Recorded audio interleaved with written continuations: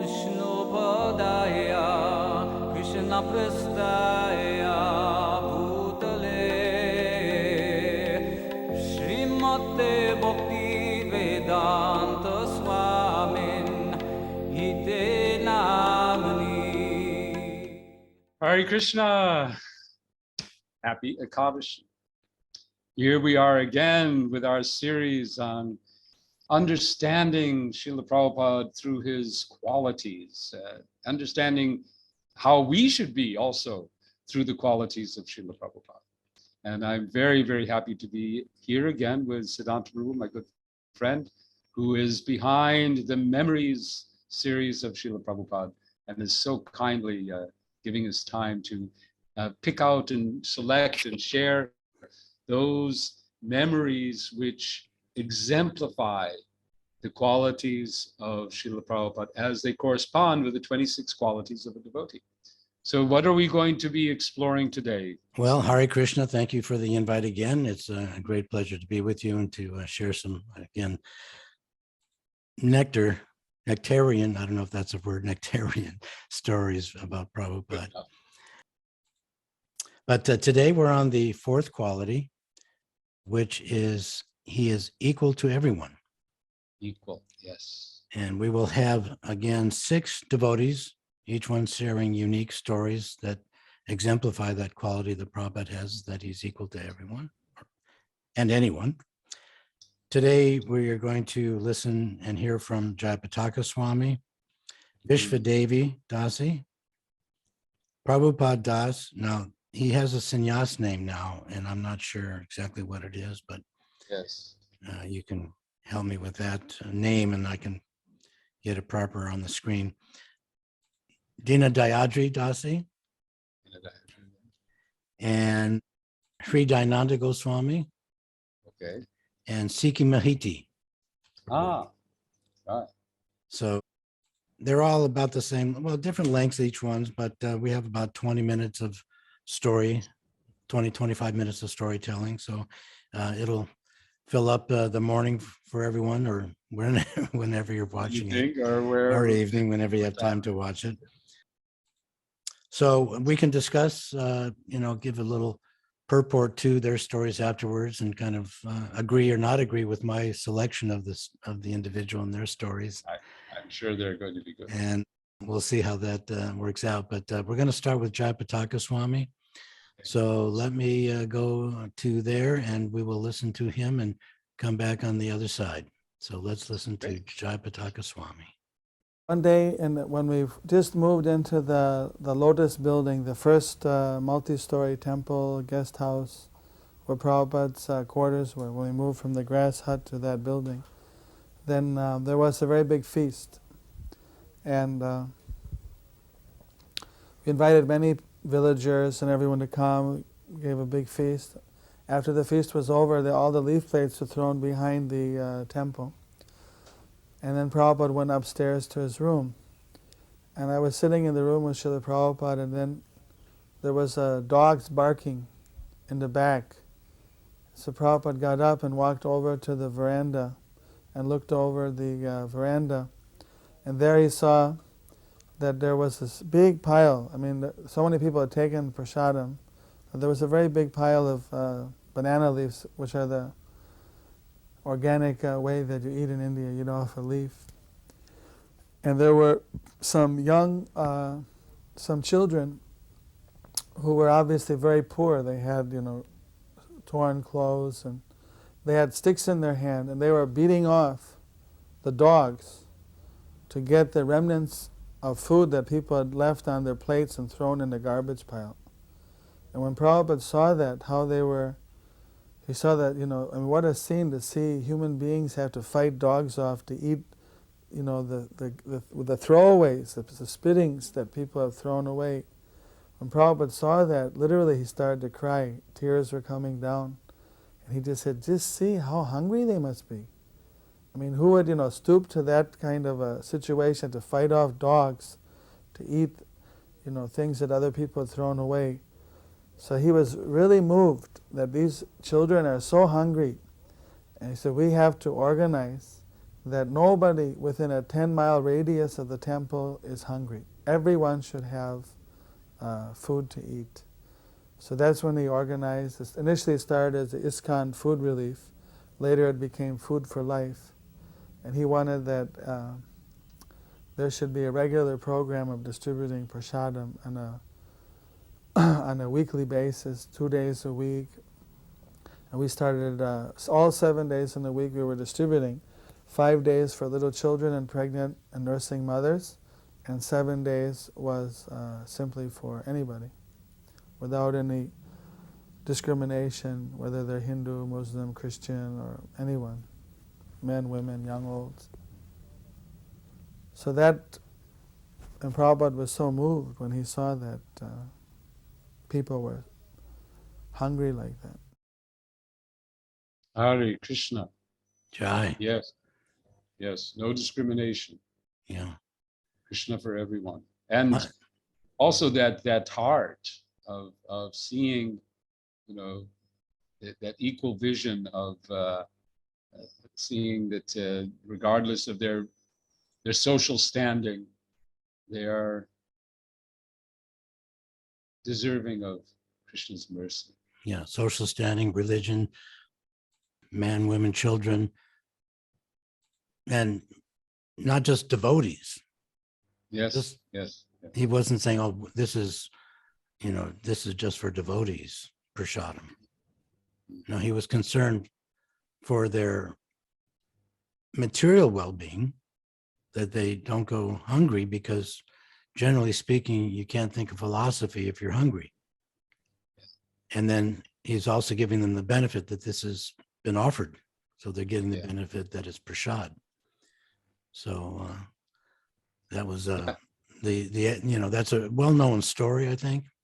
Very well And- known and inspiring story that has inspired our movement to distribute prasadam. I just was listening some days back to a Mogalila talking about prasadam distribution in Delhi during the height of the pandemic and in the early of the summer of 2020.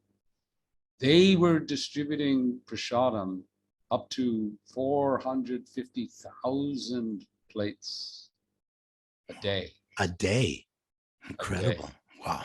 That's amazing. In fact, in some cases, they hired drone operators to deliver because people were locked up.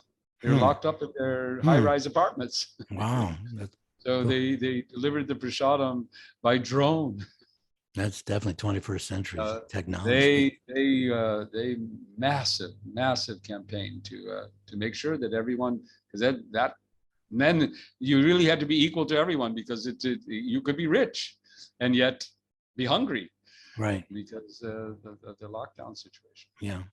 And the government of India has recognized the devotees for that seva. Oh yes, yes. Gandhi Awards, and got a good press. So, and it has got a lot of mileage. And not that we do it to get good press, but that's just a byproduct of Yeah, it's Prabhupada's a byproduct. It's a caring byproduct. for everyone to get. But it's based on that fed. quality that you're talking about, that seeing everyone equal, by seeing everyone as part of Krishna. Right. Good. All right. So we get a thumbs up for that selection of story. Yes. Good. Now let's listen to Vishvadevi from the UK. A very unique story. I don't think many devotees or anyone knows about this particular incident. So let's listen to Vishvadevi and talk about her story on the other side. So at that time, Srila Prabhupada found out that that Balaram's plow was stolen, and it was the second time, and it was made of like silver. So Prabhupada asked at the time the head pujari, and the head pujari said, well, you know, it was somehow, anyway, he basically said they were badmas, rascal, whoever took it, and they're really gonna, you know, suffer for stealing Krishna's thing. And Prabhupada said, yes, but you will have to suffer half the consequences, because it was under his watch, and it was his responsibility. He accepted that responsibility to that service, and by not doing it the way it should have been done, he facilitated for the thief the chore, enabled him to steal a thing. So that was a pretty heavy lesson, that we have to take responsibilities. Hare Krishna. So had Yeah. you heard that story before?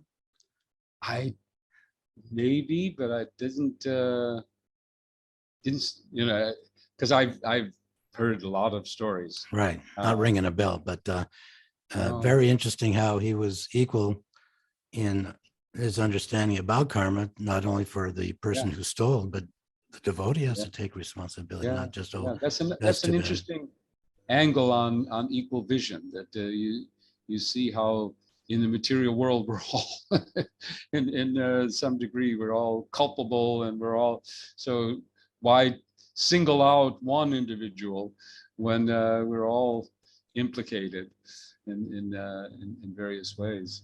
So, Right. So Vishvadevi, thank you for that. Now let us listen to Prabhupada Das, and if you know his name, you can tell me if you know his. Bhakti Prabhupada Brata Damodar Maharaj. Okay, you can text me that afterwards so I spell Okay. it properly. But he is going to tell us a story that involves himself in the early days in New York, 26 Second Avenue. Yeah. Again, it will highlight Prabhupada's quality of being equal to everyone. So let us hear from the Swami. We'll call him Maharaj. So after wandering around all night, I happened to bop into the temple just in time for Srimad Bhagavatam class.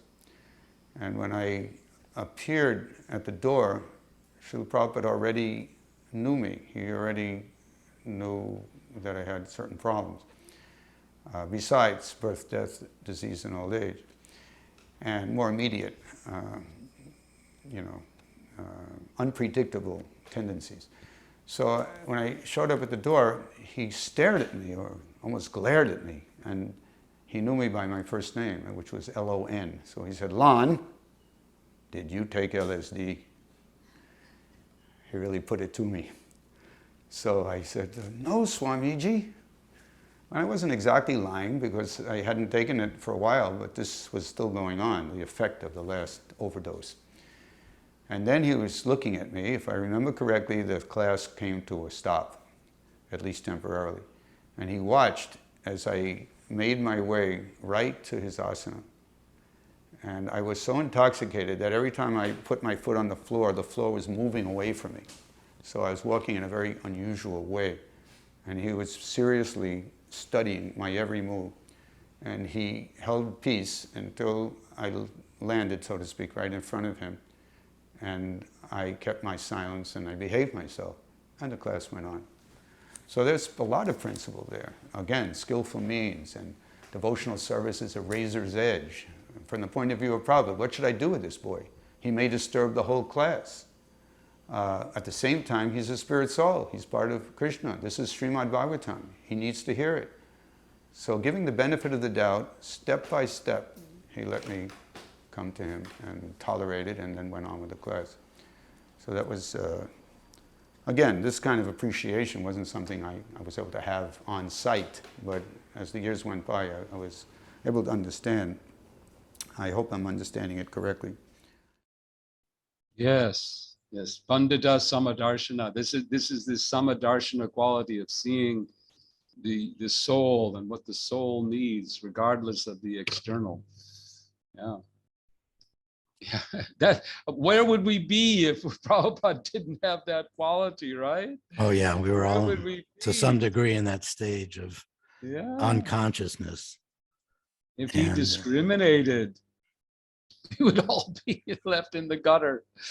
Yeah, there's a couple of stories that will be shown in a couple of weeks, a couple of Ekadashis from now, that exemplify that nature of Prabhupada being tolerant and patient and caring and equal to everyone, that apply here as well, but also under the quality of magnanimous, Yes. that there's been some devotees that started out as Maharaj did, overdosing on LSD. And when they first came to the temple, these two other devotees I'm speaking of, you wouldn't believe that they would become devotees. Mm. Giriraj Maharaj said, how can this, we can't let him in. He smells, he's dressed improperly, and he just sits there. And then they asked Prabhupada what to do. And Prabhupada said, what, can't you tolerate? Yes. So I may be getting ahead of myself as far as Very well. You're giving us quality. something to look forward to Yeah. also. That devotee turned out to be Kushakrata. Yeah. Yeah. You probably were aware of that. Well, I wasn't there, but I had some early day experiences with him. Right. A unique soul, a very Yeah. unique soul. Very advanced and wrote great literature also, the Vedic literatures. I'm not sure which titles, but Too many to name. too many to name, and learned Yeah. Sanskrit, obviously. So just by Prabhupada's accepting everyone and being tolerant and patient, that's why when we look at some of these stories, somebody might say, well, that's really this quality or that quality. Well, these can be debated as to which quality that they can be associated with, but we can All address that later. As a pure devotee servant of Krishna, all these qualities like come together and mix together and produce that Yeah. pure devotion. Makes that definition of a Vaishnava is a perfect gentleman. Perfect gentleman. Yeah. Now we're going to hear from Mataji. Everyone says, well, how come we don't have enough women here? But I'm trying to get a couple women on each time. So this is Dina Dayadri Dasi, joined very early in the movement. It's pretty self-explanatory. And I don't want to give anything away at this point, so we can talk about it after we hear directly from Dina Dayadri Devi Dasi. The problem was I was having trouble with an abusive marriage partner, and it was like very severe, and I wanted to commit suicide. And I told Srila Prabhupada that. I said, Srila Prabhupada, I can't be Krishna conscious. I feel like I'm going to commit suicide.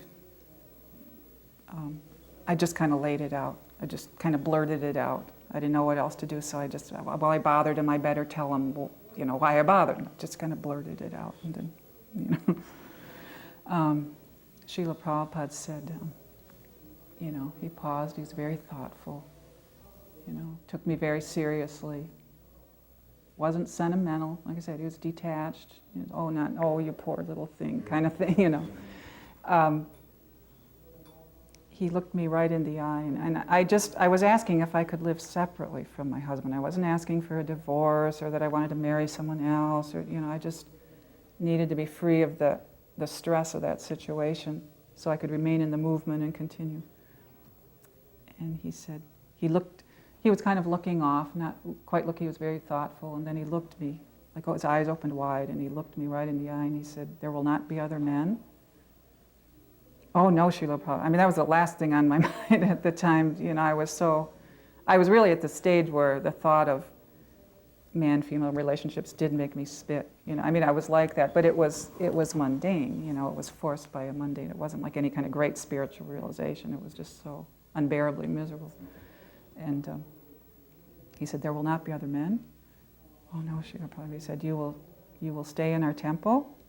Yes, Srila Prabhupada. So those two things. It's not like he was going to sanction some divorce and remarriage. He wasn't going to go that far, But he said, all right, you may stay here in the Sispalika, and that was kind of it, Yeah.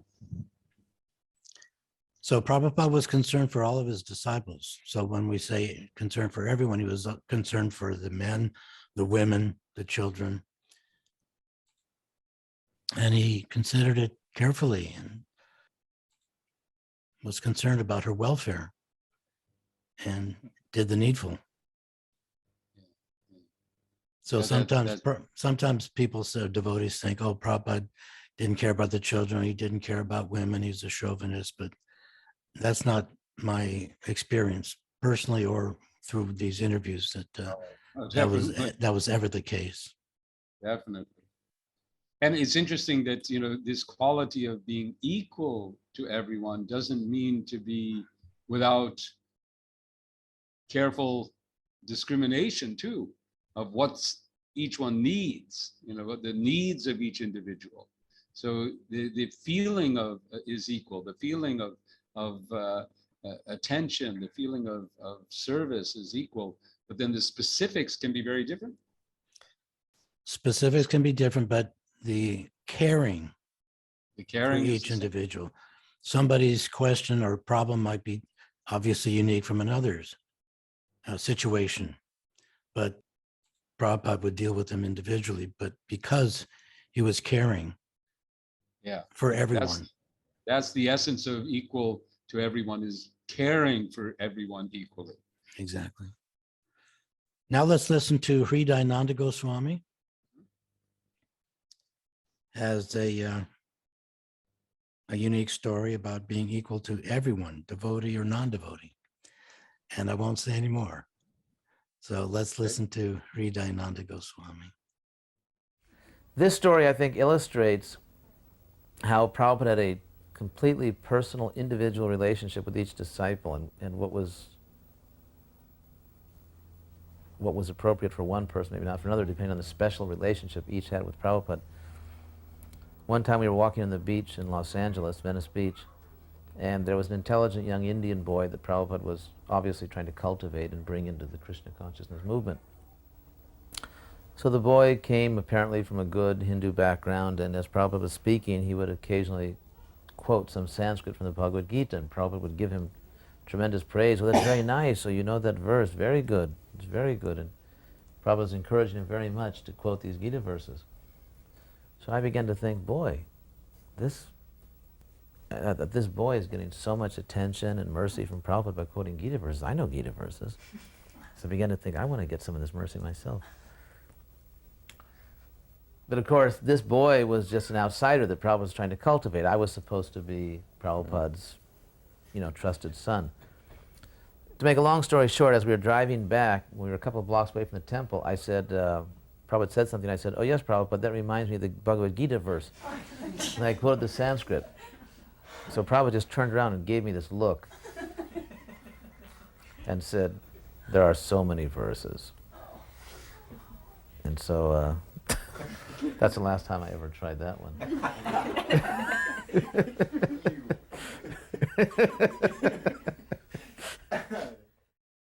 Hare Krishna. Yeah, that's nice. Again, it brings out that point of the equal caring, but different response based on the needs, based on what that individual needs. Yeah. And he's just not taking favor with his initiated disciples. He's caring for everyone. In this case, he was caring more for this other person, although he had care and love for Hridayananda. But at that time, the quote unquote chastisement, which was not so heavy, but he got the message. He got that's what he needed, So yeah. Yeah. So the instruction was there, and Prabhupada was caring for everyone, a newcomer, an old devotee, So I thought that was interesting to throw in a little humorous one amongst the serious ones. Let's finish off with Siki Mahiti. It's a little bit longer in length of the story, but I think a very unique example of how Prabhupada is equal to everyone. In this case, again, amongst his disciples. I won't give it away, but we can talk about it on the other side. So this is Siki Mahiti, Prabhu. And within about 5 or 10 minutes, some other GBCs come in, Maharajas are in and out, and the conversation is very grave. I've never seen such a grave tone. Of course, I mentioned America, Prabhupada's always pretty upbeat. And then gradually over time, I don't know what the period of time was. To me, I think it was probably an hour or more. The room starts to fill up. Devotees aren't leaving. They're coming in and sitting down. And Prabhupada's, I don't know if questions are being asked or if he's just talking, but it's very serious conversations, very grave. And the room begins to pack up a little more. And devotees themselves too, they're very, you don't know how to react because at least for me, you never seen Prabhupada like this. You don't know what to think. So gradually, eventually, you're watching all the movements of Prabhupada. He kind of looks over as the doors beginning to open. And these Madhajis from New Vrindavan, I can't remember their names, but they were famous for traveling in the van and selling Prabhupada's books. Like the men were doing. We had Radha Damodar, but they had a ladies' party from New Vrindavan. And they're performing the same austerities, if not more. At least we had a bus with deities you come back to with morning program. There's somebody's cooking for you. Maybe you have to shower outside. But these girls would pull up behind the gas station, sleep, get up in the morning, open up the water tap, take their bath outside, cook for themselves, go out and sell books.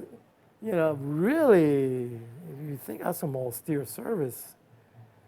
And of course, they were well known in the movement for that, and they were getting big results. So anyway, the Mataji kind of sticks her head, and it looks like there's no room, and she's going to leave. And as soon as Prabhupada sees her, I remember his face just lit up. Just like instantaneous. He's just so happy. He's like, move, move, move, move. He's make room, make room. And he brings them in. He sits them right in front, three of them. And immediately he's just laughing and he's joking. I don't remember the conversation, but the whole room just became, a big, everybody's just happy and laughing out within a second. Even though he looked like he was so sick before, all gone. All gone. Totally just, this is transcendental person. They're not the body. So one lesson I kind of got out of that, because again, like I mentioned in the beginning, the devotees' moods were always, not that so much, at least for me, we didn't want to try to enjoy Prabhupada, but you wanted to be recognized from Prabhupada. And it was amazing to see how pleased he was with these devotees. He was so pleased with those devotees. So many years later, of course, that was 1977, I met that one devotee. I can't remember her name. But anyway, she's in New Vrindavan. That was probably in 2009. And we're all talking about Prabhupada memories, and I told her about it. I said, you remember when you in Mayapur? I said, yeah, I said, you remember coming into that room and you poked your head in? I said, what you didn't see was how Prabhupada transformed when he saw you. I said, he was so happy with you all that he just became like, he was just so joyful. Instantly, before you came in that room, it was just very grave conversation. And actually, she said, I didn't know that. She thought the whole conversation had been like that the whole time when she came in. So, but anyway, Srila Prabhupada ki jai. Yes. Seeing, like you say, the honoring and recognizing, that was his to recognize everyone's service, regardless of their bodies, their positions, and that's where he became so happy with the devotee service. Yeah, he didn't see the body. There were, some differentiations, but when it came to seva, he was happy with the Radha Damodar men, but he was happy with the women distributing his books. So, we're not televangelists, but No, not at all. we try to treat everyone equally, and Prabhupada certainly was the acharya for that as well. Yeah. The perfect gentleman and being equal to everyone, man or woman. Mm-hmm. And so women, ladies, devotees should take heart that their service is appreciated, Prabhupada is seeing it. Yeah, very He's seeing it for sure. Yeah, good. Well, these qualities are very, just this morning we were, I had opportunity to talk to devotees where I am now. And and we were talking about, they were talking about how, to live is in the world, they're working, etc. Mhm. And I was saying, well, in the workplace, you may not really have good opportunity to share our philosophy or our practices, Mhm. but you can preach with your character.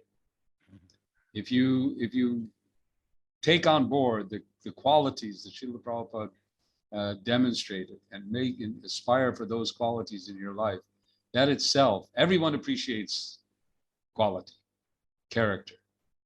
Right. They may not listen to our philosophy. They may not even want to take our practice, but they will always appreciate good character. That's, Srila Prabhupada emphasized and demonstrated. Yeah. Yeah. People will recognize, peacefulness, or they'll recognize one of those qualities, and they'll say, well, how do you do that? And then comes the interest in the philosophy. Yeah, Where then you does can this jump come from? in. That's right. So that's the fourth quality that we have dealt with. He is equal to everyone.